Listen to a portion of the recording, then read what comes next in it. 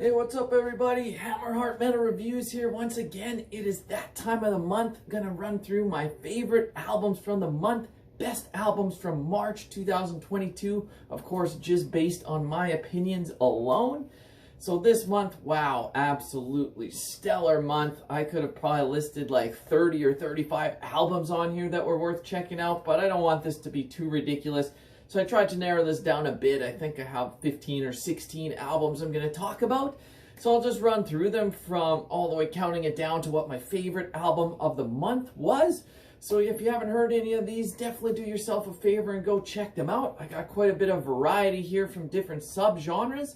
I will start this out with a couple albums that I'm not including as part of my favorites from the month. Just a couple albums that I didn't do reviews for, but are like bigger name releases that I at least wanted to give you my thoughts on. So the fact that I'm talking about these first means they didn't make my list, but I just wanted to throw it out there, give you my opinions and my thoughts on these couple of bigger name albums. So the first one I'll talk about is Dark Funeral with their new album, We Are the Apocalypse. To me, this one, I wasn't too big of a fan of it. I just find it really generic. Not really anything I haven't heard from the band before or from other bands that play in similar type of style. Like, it's still okay. It's well executed. The production is good. But I just don't really see myself returning to this album too often. So for that reason, it didn't make my list.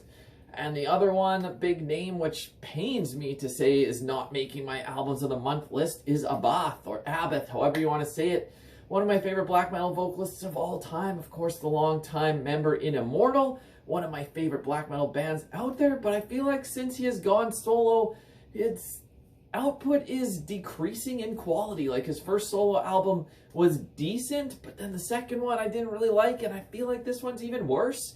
I just find it pretty boring, and the production is kind of a mess. Like, the drums and vocals are a little bit too high. I can't hear bass in there at all. There's a random cover of Metallica in the middle of the album. Like, it's not even a bonus track at the end. It's just not very well done album, in my opinion. I don't see myself going back to it too often, which is unfortunate because I love the guy. I feel like generally he could do no wrong, but I just don't like this one, and I don't think I'll be going back to it. So that gets the negative stuff out of the way. Now let's get into some positives. Talk about my favorite albums of the month. So just cracking my list, I do have 16. So coming in at 16, I'm going with the band Hoth and their album All That Was Promised. This is just some solid, like, blackened death metal. Definitely more in the death metal vein than black metal, but there's still some hints of it in there. Just full of great riffs. Definitely an album worth checking out if you're into anything like that at all. Number 15, up next, maybe more of a hidden gem. These guys are called Mamorlis, and their album Sturdy as an Oak. So this is some just like traditional heavy metal with a lot of doom metal influence as well.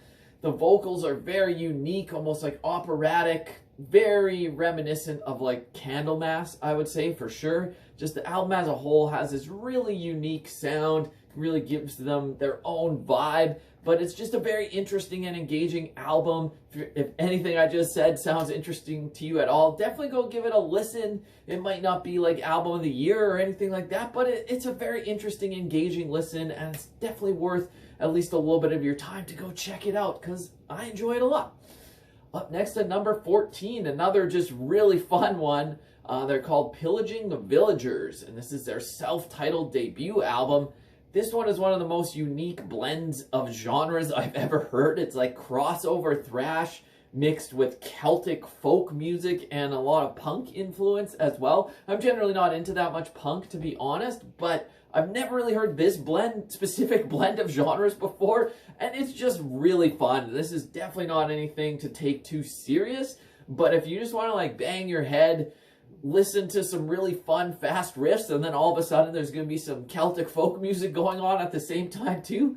It's just a fun listen. Definitely go check it out if you just want to have a smile on your face, chug a beer, and bang your head, because it's definitely the kind of album that will make you do that. Up next at number 13, I'm going with Persecutory and their album Summoning the Lawless Legions. These guys are from Turkey, and they play blackened death metal. This one is very evil sounding, just full of great riffs, just all in all, really awesome album. Definitely want to spend some more time with this one. I have listened to it a handful of times, but yeah, definitely worth checking out. So go give Persecutory a listen.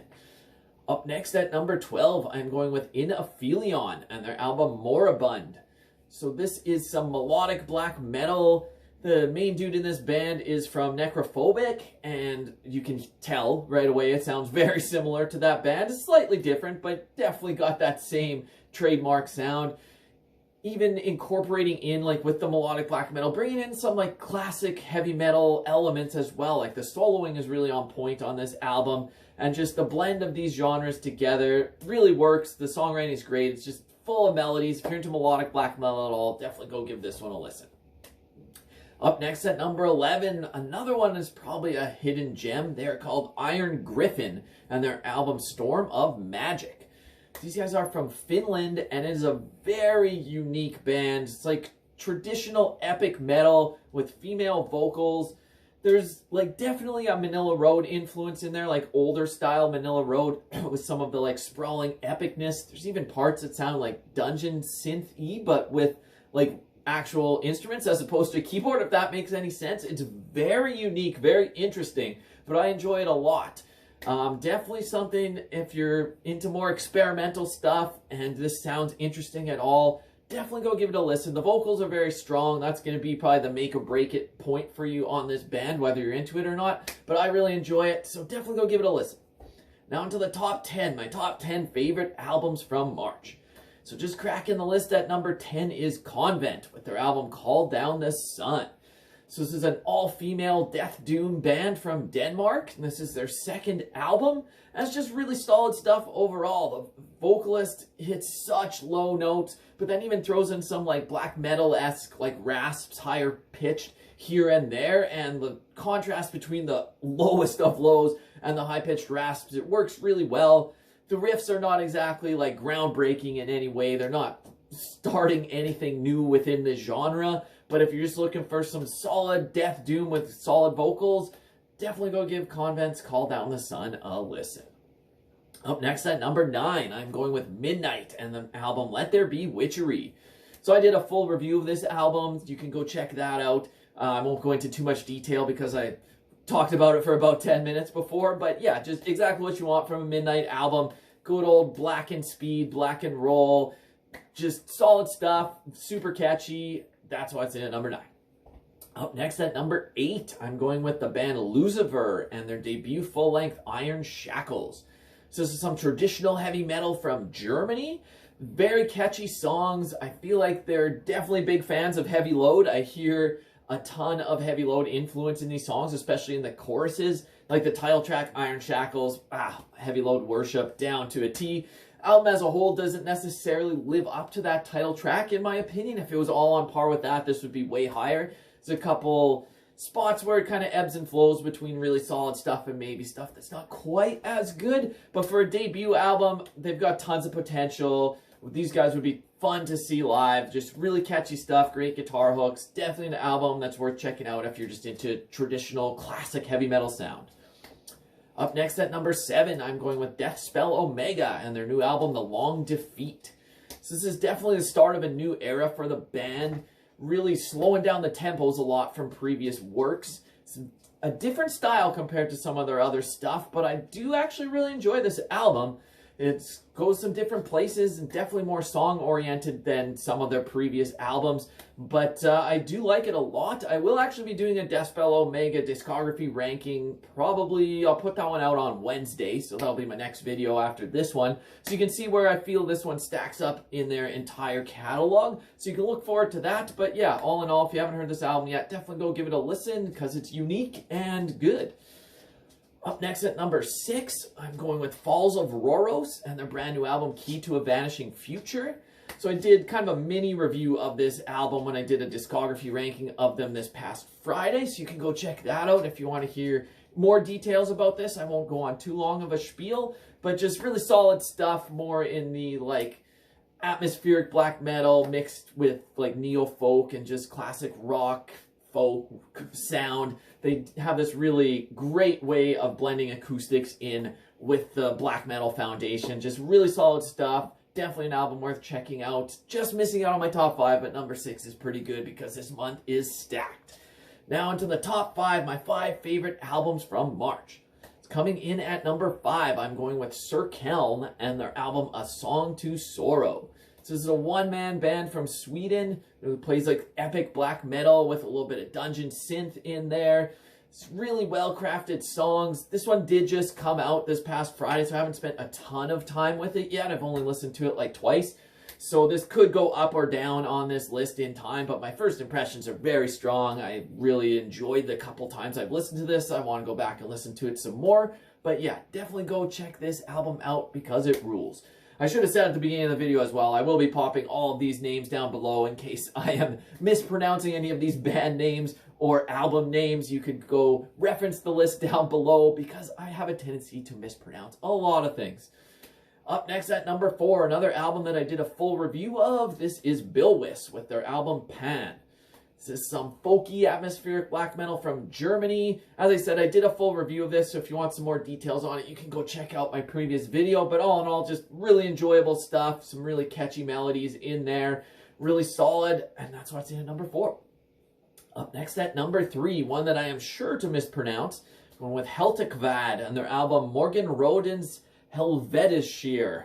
Probably mispronouncing that, but yeah, this is some like medieval-esque black metal from Denmark. Just full of great riffs and atmosphere. The vocals are really out of control, but it fits the style perfectly. Like, I love this kind of stuff so much. This album just came out this past Friday as well, but I have listened to this one like 5 or 6 times already because it's just making that strong of an impression with me. Really solid stuff if you're into any sort of melodic, medieval black metal with that kind of tremolo riffing. Definitely go check this out. Really enjoyable. Can't recommend it enough. So that just leaves two more albums. In at number 2, I'm going with Kvaen. No, that's honestly not how it's said. Kvaen with The Great Below. So this is some melodic black metal, but mixing in elements of like speed metal, thrash metal, Viking metal. It's a one-man band. His debut album was from a couple years ago. That was really solid as well. This is from Sweden. The musicianship of this dude is really on display here. Like, he can write like super fast, thrashy stuff, but then play really on point solos here as well. And super catchy songs also. Like, maybe this is not the most original stuff ever, but it's really well executed. Like, you'll hear one song, it's got like dissection vibes. Another song has like Viking era Bathory vibes, but with more of a raspy melodic black metal edge to it as well. It's just, I can't stress enough the musicianship on display here. Like, this guy knows what he's doing, knows how to craft really well written songs, catchy choruses, great raspy black metal vocals, and the guitar work is just amazing. So with all that praise, you'd think maybe I would have that at number 1, but if you've watched this channel this month at all, I'm sure you could guess what I was going to put number 1, because I've been heaping praise on this album since it came out. I've been heaping praise on this band since I heard them a few years ago. But yeah, my number 1 album of the month is easily Vehemence and their album Ordalies. So I did a full review of this one. You can go check out. This is like epic medieval black metal from France. This is their 3rd full-length album. Their 2nd album is what really put them on the map. Parla Sang Verse, absolutely amazing. And this one doesn't live up to that. I think it's pretty damn close, if not even exceeding it. For me, like the riffs, melodies, atmosphere on here, like everything is just top notch. Easily my favorite album of the month. It's actually my album of the year to date so far. I think it's going to be a hard one to knock off that perch. We'll see. It is only March, but yeah, it's a lofty goal to be a better album than this one for me personally for the year. So I hope some give it a run for its money, but I think it's going to be tough. Anyways, these are just my opinions as usual. Love to hear yours down below. I'm sure there's some albums I missed. Can't listen to everything. So definitely let me know what your favorite picks for the month are, what you thought of these ones. And anyways, until next time, give me a like, give me a subscribe, Hammerheart Metal Reviews. Out.